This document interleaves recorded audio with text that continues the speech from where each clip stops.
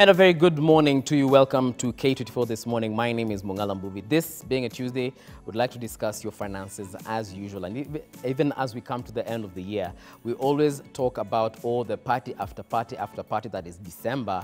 But come January 1st, kila mtu anaanza kuzusha. Oh, January has got 70 days, 75 days, 150 days. But there's a problem with that because I think it boils down to our saving culture. So today, joining me, I do have an economist in the house to discuss that particular issue. That is one Abraham Uthoga. Welcome to the show. Thank you. I do also have a personal finance coach, Frida Awinga. Karibu tena sana. Always a pleasure to have you with us. Thank you so and much. And a first timer, Kennedy Mufasa. Brother, habari yako? Nzuri sana. You know, someone looks at you and they think you're a bouncer, but they actually don't know that you're an entrepreneur and so many other things. You're a graphic designer, yeah, fitness coach and all that. So I will start with you because you're more or less the person on the ground when it comes to the kaida common mwananchi. Yeah. Do you have a saving culture yourself? Yes, I have an impeccable saving culture. Yeah. So, and it started a long time ago. It started 7 years ago. And I Seven? got 7 years ago. And Wow. I got that from an idea from a book called The Richest Man in Babylon. About Which saving. richest man in Babylon? Yes, Richest Man in Babylon. That must have been King Solomon. No. It's Okay. another guy, yeah. Okay. Yeah, but it was, the first thing he said was pay yourself first. Yeah. And by that, he meant save at least 10% of your earnings every single time you get money without fail. Right. And so, because that starts the wealth building and financial freedom journey. And so for 7 years without fail, every single month I've been saving 10% of my salary. And 10% yes, for how many years now? that's 7 years. 7, okay. And the number looks really good. Yeah, okay. Ndio maana umepack BMW hapa nje. Okay, there's something before I get to the rest. There's something known as I think you called it the 52-week saving challenge. Yes. And something that I saw you posting, I think it was on the 1st of January 2019. How is that working out for you? It's amazing. So this is actually the third time we've done it. It's not something that started in 2019. Okay. We started back in 2017. And like, I just started by making a joke saying you can't get rid of January by tearing it off the calendar. Yeah. Start saving now. And guys asked me, what is this about? So basically it's about saving in increments of 100 shillings every week. Exactly. So if I start saving 100 bob week 1 of January, so week 2 I deposit 200 bob, then week 3 I deposit 300, week 4, so increments of, okay. Yes, without fail. The idea is to do without fail, because even personally I discovered if I skip a week, the other week becomes tougher. Because you have now to do twice. Twice, exactly. Yes. So that consistency is really important. And by the time you're done with the challenge, you have about 136,000 shillings. That is enough money to do a lot of stuff. Yeah. You can literally have an emergency fund with that money in case there's any trouble. In case of retrenchments, you'd have some money to pay your rent, your bills, and your bills. Yes, and you have, and even just money for vacations. And as a graphic designer, by the time I was finishing the first round, I had enough money to buy myself a very powerful computer, which helps me increase value also to the marketplace. So it's an amazing thing. Like if you do it consistently, you reap the benefits. Okay. Abraham, let me come to you. Kama mwana hesabu, because being an economist, you know, it looks like something simple because nani hana so moja January, week 1, of course I have 100 bob. Put it somewhere. Week 2, so mbili, come on, that's lunch. Weka. Wiki ya 3, ya 4, ya 5, by the time you get to the 5th week, you need to deposit 500 bob. And then now unaanza kufikiria, so do I deposit 500 bob or do I buy tokens for electricity? Is that, Frida, you're laughing? I'm getting to you. Is that something practical for every single Kenyan out there, considering that a lot of Kenyans are living below the poverty line? See, if you look at your income, the only two things you do with it. Yeah. You either consume it or you save it. But then, under consumption, there are two sets of consumption. Right. There's consumption that you must. You must eat. If you're sick, you have to go to hospital. So that's compulsory consumption. Yeah. But there's discretionary. I mean, you don't have to go to a high-end restaurant. You can go to a low-end. Like where you go to the kibanda. Yeah. Yes, you can go there. You don't have to upgrade all the time. Right. So there's that aspect. So it is that portion of discretionary consumption that now builds into what he's saying. Yes. So at the end of the day, first we have to look at what your income level, as you're saying, there's a threshold of your income level. Yeah. So if your compulsory consumption consumes all your income, then you can wish saving all you want. Yeah. You will not get there. And there's a portion of Kenyans who are actually there. Yeah. So for those ones, the only solution is for their income to go up. Yes. But for the ones who have a portion of discretionary consumption, then it's a question of how much can they apportion, how much can they cut down on this consumption, right, and save it. But now that now kicks in culture. And as they say, culture has a strategy for breakfast. Right. Culture overrides anything. So if you have a savings culture, it beats any strategy that is around. Okay. And you can see how simple that is. And you can see the amount of money. 100 bob. 100 bob. Now, if you're at a higher level, let's say you put it to 1,000. Yes. And there are people who can do that. Yeah. There are people who can do 10,000. But they don't do it. What do they do? They go into this discretionary consumption. These patterns that people do things that they don't need to do. Yeah. So in a nutshell, it's a question of your level of income, and more importantly, your level of discretionary consumption, and how much of that you're willing to cut down for the future. So instead of taking a single malt whiskey, you kunywe changa. I did not say that. No, everyone has to live that. Yes, Kennedy. Yeah, so there's this lady who approached me online and told me, Kennedy, by the end of the month, I have more month at the end of my money. I do not have any other shilling to save. So what I told her to do was actually just write down all her expenses, like figure out exactly where every penny is going to. First of all, she couldn't do that. So I told her, spend 1 month, try to do it. And after she did it, we discovered so many things. She was going for coffee every day at Java, so that has to go. Yeah. She was doing a lot of impulse buying, seeing a dress and just going. Some random stuff that don't cost a lot. But by the time we were done with that list, she had 21,000 shillings extra. That she wastes every month. Yes, after she changes hair after every 2 weeks, they need to do that. Yeah. So some of these things are actually out of culture, like Mr. Mudoga said. Yeah. You have to literally see where the gaps are and figure out how to cover them so that you have some money to save, unless you live below the poverty line. Anyone who lives above the poverty line should be able to save. And even if it's not 10%, I was telling people sometimes, save 5, but just save something. Save something. Because of the power of the compound effect. Compound effect, exactly. Compounding, you save, if you save 100 shillings every single day, at the end of the day, you have quite a large sum of money. Frida, boiling down to the fact that now we have the people who are living below the poverty line, now we're being asked to not go to the high-end places and choose a low-end place. Don't listen to him. Let me just put that there first.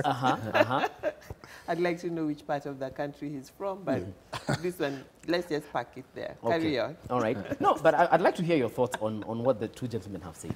Okay. I think very interesting thoughts. I like the discretionary income story. Luos have more discretionary income, so they're allowed to go to Kempinski. So you can build your discretionary income. But anyway, and I like his story for the saving. I think for me, before we start the saving, we really need to talk about the earning. Because when we talk about the person and the poor, everybody should be able to save. Because you can save as an individual, you can save as a community. True. We know chamas, we know table banking, and we know all those kinds of things. When we come back to the Kenya culture, we know Harambe. All right, so we tend to be a communal community. So when we look at it individually, yes, we talk about you saving the 100 bob every day, brilliant. We can also talk about the people who earn, the below poverty people, they earn 100 X amount every day, right? True. So there's a lady that, I work with table banking, I work with chamas, I work with business owners, all right? And in table banking, we've had a lady that she was, I want to call her fishmonger because I don't know what else. Yeah. Or fishpreneur. Let's be nice. Sells fish, she sells yummy fish. Yeah. All right. Okay. And she started with 50 bob, but she started at 50 bob a day. The last time I did a training for their table banks, because I was called to do a training for the leadership of the table, these people with the table bank. She was at 3,000 a day. So multiply 3,000 a day times 30,000. Wow. But she started with 50. Yes. Okay. And she was carrying on. And you see the value of saving as a as a table bank, women coming together or traders coming together at the end of the day, putting their money together, she was able to buy a car. Because I like what he said, he was able to buy he was able to buy a better computer for his graphic design. So the key thing for me is thinking, so she was able to buy a refrigerated van so she could get fish from Kisumu and all that. So for me, when we talk about saving, it's extremely important that we talk about generating income. Right? How do I generate income? And what is my vision for this income? So that, because if we just talk about savings in a vacuum, then it looks impossible. Here was somebody saving 50 a day. Yes, there are the stories of the below poverty line and all that. But if we bring it back down to our culture is very community oriented. How can we save together? At Passion Profit, we have what we call Catalyst. And business owners come and save 3,000. I was going to say a day, no. They do 3,000 a week. It didn't sound right. A week? That's still a lot of money. No. 3,000 a month. Yeah, it's still a lot of money.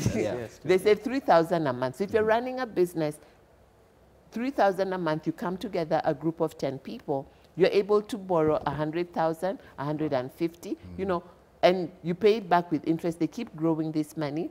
It is the risk of SMEs mitigated because we are part of the network. You've been in the network. We know you. We are mentoring your business. And the people that you're working with are the ones guaranteeing you. You don't have to wait for SACCO, you know, this signatory. There's no fear that where is this money going? It's a table bank. The money is on the table. We have a table banking person. Not even one of the members of the group is the one managing the money. There's an external person that's managing the money, ensuring the money on the table is distributed. It's done. Next month you come back again. And there's no other thing that happens around that. So for me, I feel there's hope for saving in Kenya. And we tend to look at what we can't do, but I think we need to start changing the conversation to what can we do based on what we have, because everybody has something. It's like every fruit has a seed. You can't eat the fruit and the seed. You have to remove the seed. And eat the fruit. That it will grow back. It will grow back again. And when you plant the seed, ukiplant maize, sitatoka mob. So the exact same thing when it comes to money. Kennedy, especially for you, being in employment and also, you know, running your side hustle as Fit Farm, there's money that has to come from somewhere. As much as you're earning money, you have bills, you have rent, you have electricity, you have, you know, wife and kid. How do you still manage to say, at the end of every week, I'll still be able to put that a sock, and then, you know, it's still compounding? Not forgetting that also there are other areas that are seriously demanding money, because business demands a lot of money, family demands a lot of money.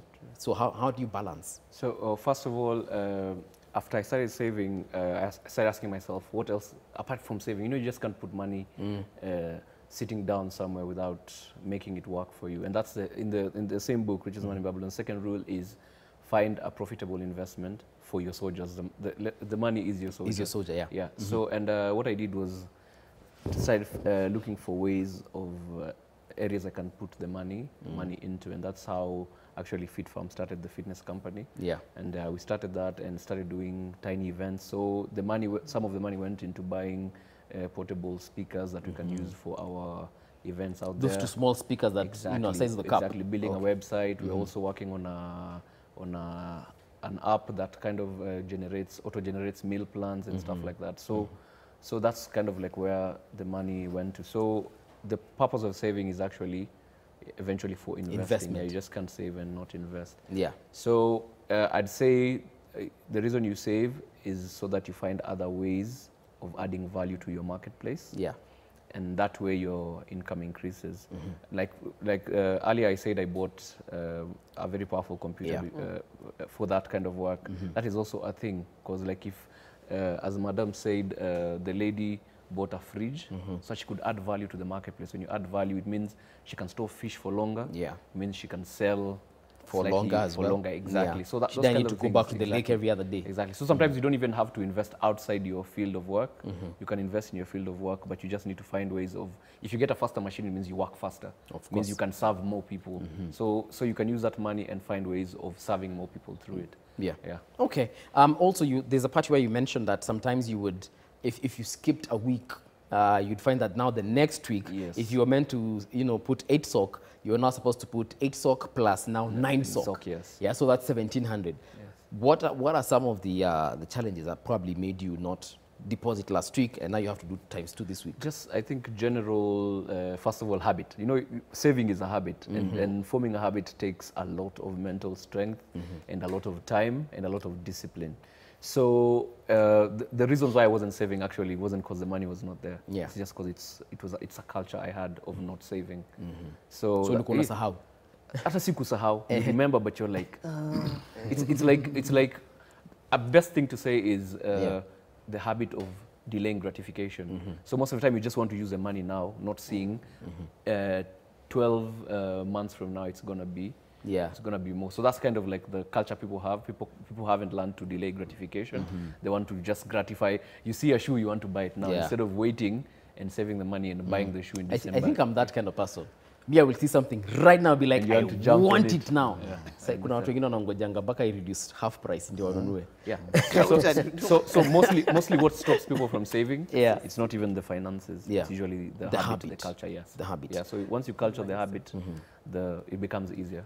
Abraham, what he's saying, the habit, and again, I will come back to the reality on the ground. The reality on the ground is that, different. Frida, the reality on the ground is different.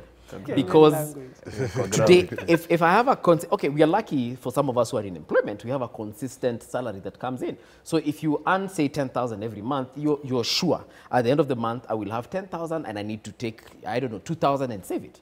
However, there's someone who doesn't, is not consistent as far as salary is concerned.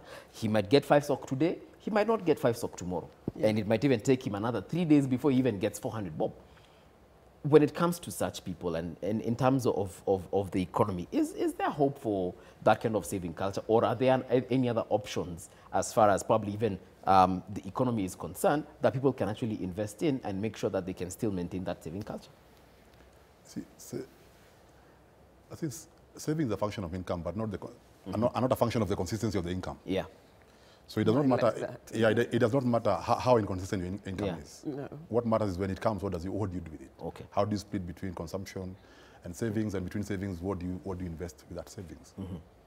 So I think that answers that. Yeah. But now going further, saving is one thing, but if you save for the sake of saving, I think you might as well consume that money. Yeah. Because it will not help you. So we need to take it a step further and invest that money. Now, when you go to the investment debate, we need to be a bit careful.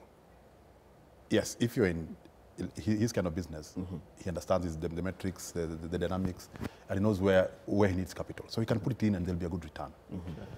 But now, especially, and I say this, especially the salaried people, they need to avoid active investment. Active in what sense? What do I mean? Active investment in the sense that money where you have to invest something, where you have to sit and wait for it to grow.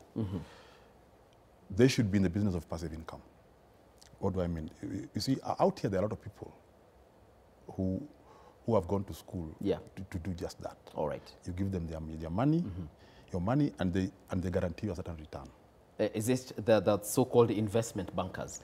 Yes, no, personal finance. They have all manner of names, but the end result is that they'll give you back your money with a return. Okay. Some guaranteed, some give you a range, and what that does is that you save and throw it to somebody else and go back to earning income. But now, as I told the other day, I gave an example. You're sitting in here. Then you get a brainwave that I want to open a butchery down here. You open it. Just because Kennedy has opened one. Only for you to know that everybody is a vegetarian. Yeah. And you've already invested in the butchery you know nothing about. Yeah. That actually happened to me. Yes. I remember after saving, before you continue, I remember after saving for a while, I decided I had everyone is investing in onions. Yes. Plant onions, okay? Ukakimbia Kinangop. Yes. Ukambani. Ukambani. Nika hire kashamba, then we did some onions, okay? But I'm in Nairobi. Yes. Yeah. I remember calling the what do you call them? Farmer. The farm boy. The farm boy. Yeah. After 2 weeks, then he tells me, by the way, 2 weeks ago, the onions were affected by some disease, and they died. Zikachomeka. You get? Wow. And that's a rule that I usually have. Invest in something you know. Yes, never send a brick maker to buy you diamonds. Yeah, yes, they don't know how it's they not look. going to happen. Exactly, they'll bring back rocks. So that's what I'm telling you. So I think in investment, I think you have to graduate. And then for me, I believe that for you to really grow your wealth to that level, the fastest way to do it, because you only have only so long on this earth, I think it's through passive income. Because you can you can actually grow infinitely. Okay. Because you can put money everywhere. And that's why all these rich guys we have, that's what they do. Okay. But this thing of believing that I must sit, if I have a hotel, I have to be at the cashier's place and collect the money myself, you know, that in itself, and you have nothing, you don't know anything about hoteliering. So the point I'm trying to make is, one, save, but don't save for the sake of saving. Two, be careful that you do not waste the energy of saving by sinking it in a non-return, an investment that does not return your money. Okay. All right. I really like that. If I could write on that, don't just save for the sake of saving. Yes. We have a culture, we've been told, save for a rainy day. One of my mentors says that if you save for a rainy day, it will rain. So I like that it's helping us structure our savings. Yes. And I work with business people, and what we recommend for business people to do, we use what we call a profit first formula. It's not ours. There's a book out there called Profit First. Profit First. Yes. So now, in the Profit First philosophy, the author of the book tells us that we need to have 5 wallets for our revenue. So I like that he's saying that when you save so passive income, he was advising us save so that you can buy something for your business. And in the Profit First philosophy, you have 5 wallets. So you have the wallet, when the revenue comes, that's the first wallet, and these are bank accounts, and now you can have a twin account. So all the money goes into the first wallet, then you're, based on how much revenue you receive, which rides on what he says, that you don't save on the consistency of the income. Every time income comes, it has already been pegged that X amount will go into the profit account. That's why it's called Profit First. Business owners always say, we don't make a profit, or you see the profit in your audited accounts and you're like arguing with the accountant, I didn't make this money. You know? But so historical profit. So you have profit first, then you have owner's pay. We don't pay ourselves because we say it is our business, it is my money. So you have profit account, owner's pay, then you have operational expenses, and then you have, what is the other, the fifth one is, what am I, capital, I said operational expenses. There's one I'm forgetting. You pay yourself.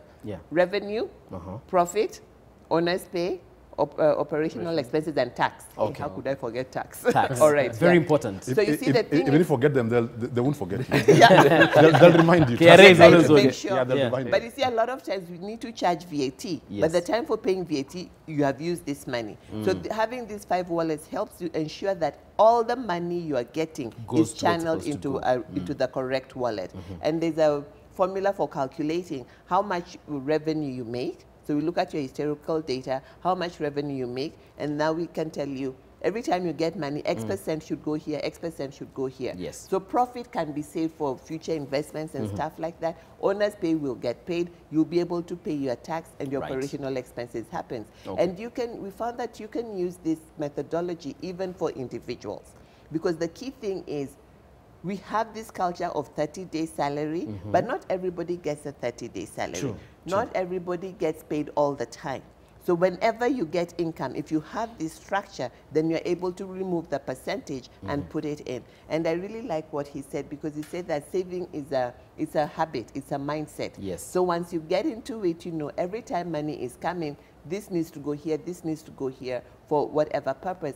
And at the first time, it may be small amounts of money, like 100 bob. But look at what he was able to do with 136,000. Yeah. So there's one of the ladies that saves in our Catalyst. She was able to import stuff that she needed to import, pay the duty, be less stress. She didn't have, and you see, as you're growing your money, then you're able now to graduate to access money from other sources also. So I think the thought that we have too little, we can't, is not true. That's the myth that needs to be broken. Where is money coming from? And when it comes, how do we channel it? And for what purpose? Yes. Kenny, and then we'll have Abraham. So you wanted to say something? Yeah, to add on what she's saying about saving, like in the 7 years that I've been saving, it hasn't been I haven't been employed for the entire 7 years. It's been up and down. And part of the reason I survived is because of the savings I've been doing. But it has been up and down. And still the times that I was jobless, I was still, the little money I was making, I was trying to save 10% of that. If I make more, I increase the 10%. So the finances might vary, but the principle of saving 10% is really, really valuable. Okay. So that's fantastic. Abraham, you were saying something. Yeah, you see, I think basically, the word broke, if you look at it very carefully, it's a cash flow management issue. You see, cash flow has two dimensions. It's the cash and the timing.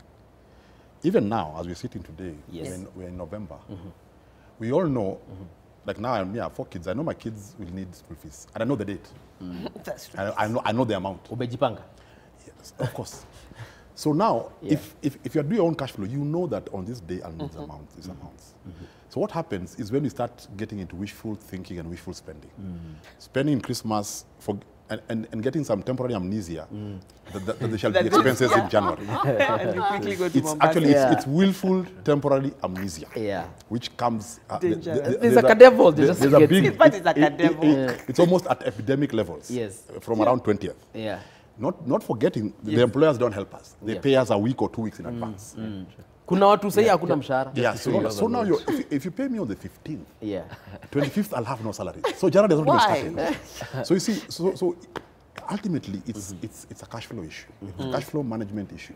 You know your expenses and know when they fall due. So again, and if you go to even to the investment side of it, if I'm investing all my money in non-liquid assets like land, so it means when I need cash, the convertibility of these assets from what they are to cash is a process. So you want also to balance your portfolio such that there are assets that are completely liquid like land, right down to physical cash on T-bills. Because like if you have a treasury bill, you can discount it. Okay.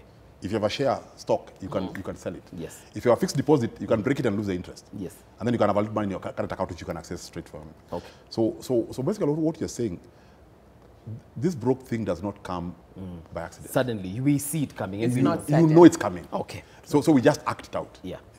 We take a short break right now, but when we return, we obviously look at now those things that he's talking about, that calendar that you want, or rather that you have, and how you can convert it, so that tuache historia manze kila Januari unapigia manze bwe wako manze jo Kennedy manze jo niokole na 5 ni kama huko unajua Januari na kam.